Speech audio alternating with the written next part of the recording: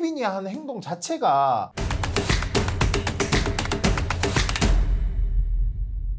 지난 시간에는 만화 속 캐릭터들을 네. 변호사님이 시선으로 살펴봤습니다. 이번에는 범위를 좀 넓혀서 드라마와 영화 속 캐릭터들을 현실 법정에 세워보려고 합니다. 좋습니다. 네, 이번에도 변호사님께서 각 캐릭터에게 어떤 죄가 성립할 수 있는지 직접 판단해 주시면 됩니다. 첫 번째 캐릭터는 해리포터에 나오는 볼드모트입니다. 네.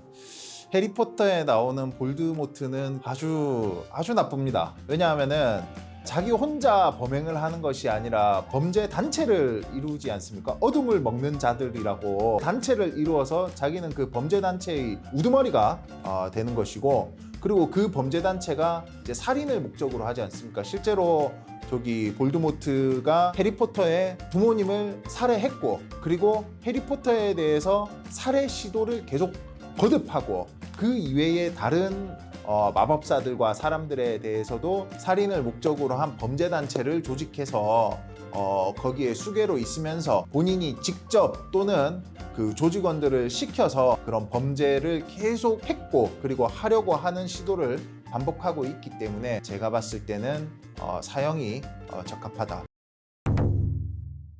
그리고 이 마법 세계를 어떤 자기가 장악하기 위해서 그런 어떤 내람 예, 하지 마세요. 뺍시다.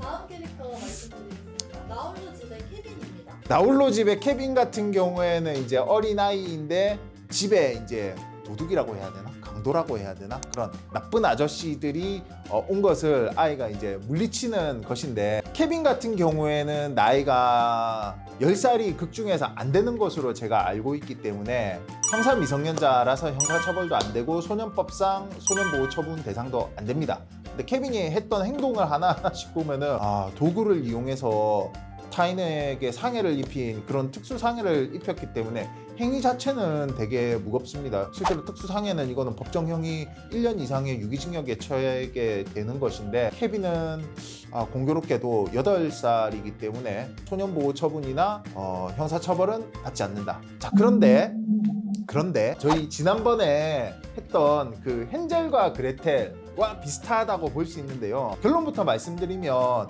케빈이 하는 행동 자체가 자기가 받는 어떤 법익 침해에 비해서 너무나 중한 결과로 역공을 했기 때문에 이거는 정당방위로서의 상당한 정도를 좀 많이 벗어났다. 그래서 정당방위로 인정되지는 않을 것이다 라고 볼 수 있고요. 그리고 케빈이 이런 행동을 해서 우리 도둑 아저씨, 강도 아저씨들이 많이 다쳤어요. 그러면은 그분들에게 케빈의 부모님들이 또 손해배상 책임을 질 여지도 있으시다. 강도가 먼저 나쁜 짓을 한 거나 맞기 때문에 그 과실상계에서는 엄청나게 과실상계가 되지 않을까. 그래서 케빈 같은 경우에는 8살이기 때문에 훈방입니다. 캐릭터는 아야 슬슬 오한마 준비해야겠다. 타짜의 아기 같은 경우에는 이제 도박을 상습적으로 하는데, 이분이 하는 도박이 그냥 도박이 아니라 기술을 쓰는 그런 사기 도박이잖아요. 사기 도박은 도박죄일까요? 사기죄일까요? 사기 도박은 도박죄가 아니라 사기죄입니다. 왜냐면 도박이라고 하는 것은 우연에 의해서 결과가 나오는 경우에 이제 도박이다라고 보고, 근데 사기 도박이라고 하는 것은 기술을 쓰기 때문에 내가 이길 수밖에 없게 판이 짜여져 있는 거잖아요. 그래서 사기 도박은 도박이 아니라 사기죄로 처벌을 받게 됩니다. 그런데 아기 같은 경우에는 사기 도박을 몇 차례만 한 것이 아니라 완전히 본인이 업으로서 상습적으로 하는 사람이기 때문에 이런 경우에는 상습 사기죄가 성립되어야 한다 라고 보고, 그리고 기술을 쓰다 들키면 오한마로 손을 내려 찍는 그런 행동을 실제로 하는데, 이거는 특수상해고, 아기가 사람을 살해할 목적이 있었는지 없었는지 모르겠지만 만약에 사람을 죽일 의사까지 있었다라면 살인 미수다라고도 볼 여지가 있습니다. 그래서 아기 같은 경우에는 상습 사기죄를 여러 건 되풀이해서 했고, 그리고 그 과정에서 다수의 피해자에게 상해를 입히는 등 중한 결과를 야기했는데, 아기가 범죄 전력이 없을 것 같지도 않아요. 그런 점에 비추어 보면 아기에 대해서는 상당히 중한 징역형이 선고되어야 마땅하지 않나라고 생각합니다.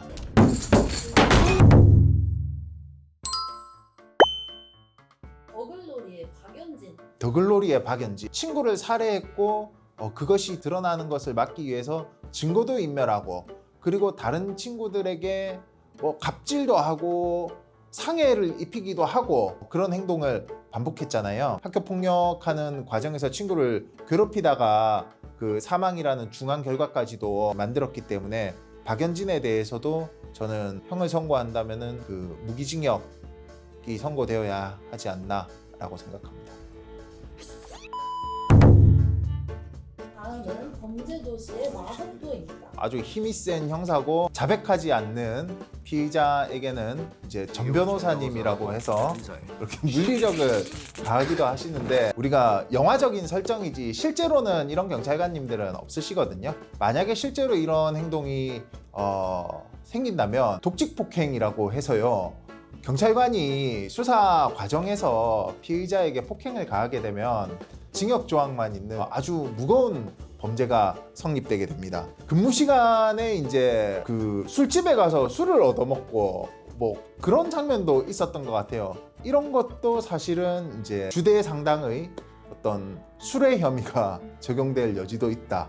만약에 실제로 이런 일이 현실 세계에서 벌어진다면은 매우 중한 처벌이 불가피하고 말씀드렸다시피 경찰관의 독직 폭행에 대해서는 징역형이 선고되면은 집행유예라고 할지라도 그 공무원 신분이 박탈되게 됩니다. 만약에 마석도 형사가 그래도 앞에 여러 그 수사 공적을 세운 바가 있고 일부 참작이 된다 할지라도 징역형을 피하기는 어려울 것 같습니다. 진짜야? 아직 싱글이야. 요즘도 정말 최악의 빌런이라고 꼽히는 추격자의 슈퍼 슈퍼 아줌마. 네. 연쇄살인범으로 나오는 하정우에게 여기 그 피해자가 있다고 알려주는 슈퍼 아줌마. 극장에서 보고 막 가슴이 답답했던 네, 그런 기억이 납니다. 이 아줌마가 그 하정우의 범행을 방조한 것으로 볼 수 있을지 결론부터 말씀드리면 방조한 그 책임을 물을 수는 없다. 왜냐하면은 아줌마에게 방조의 책임을 묻기 위해서는 방조범은 정범의 행위 내용을 알고 있어야 돼요. 정범의 고의가 있어야 되고 방조의 고의도 있어야 된다는 그런 이중의 고의가 있어야 된다고 저희가 이야기하는데 아주머니에게는 그런 고의가 없어요. 아주머니의 행동으로 인해서 중한 결과가 설령 나타났다고 할지라도 그 과실에 의한 방조는 성립되지 않는다고 보기 때문에 아줌마에게는 어떤 형사 책임을 묻기는 어렵다라고 볼 수 있습니다. 그 아가씨가 여기 있다니까. 지난 시간에 이어서 이번 시간에도 작품 속 캐릭터들의 행동에 대해서 현실의 법의 잣대에 비춰보면은 그들이 어떤 처분을 받게 될까 한번 재미삼아서 이야기를 해봤는데요. 아마 시청자 여러분들이 보시기에는 너무 가볍다거나 너무 무겁다거나 그렇게 생각하실 수도 있는 부분일 것 같아요. 실제로는 구체적인 행위 내용이 다 개개 사건마다 다르고 그리고 피해 내용도 다르고 합의가 이루어졌는지 이후에 범죄를 진심으로 반성하고 있는지 그런 요소들까지 두루 고려가 되기 때문에 일률적으로 얘는 이 정도 얘는 이 정도 그렇게 말하기는 참 쉽지 않은 것 같아요.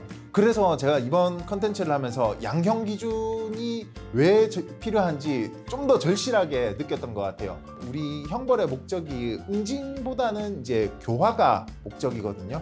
그런 목적 달성을 위해서 어떻게 적정한 수치를 산출해내야만 될까 고민하시는 과정에서 정말 양형 기준이 참 많이 필요하구나 라고 생각하는 계기가 됐습니다. 오늘 영상은 어디까지나 저희가 재미로 법률 지식을 한번 그렇게 풀어보는 시간이었고요. 좋아요, 댓글, 구독 부탁드리겠습니다. 감사합니다.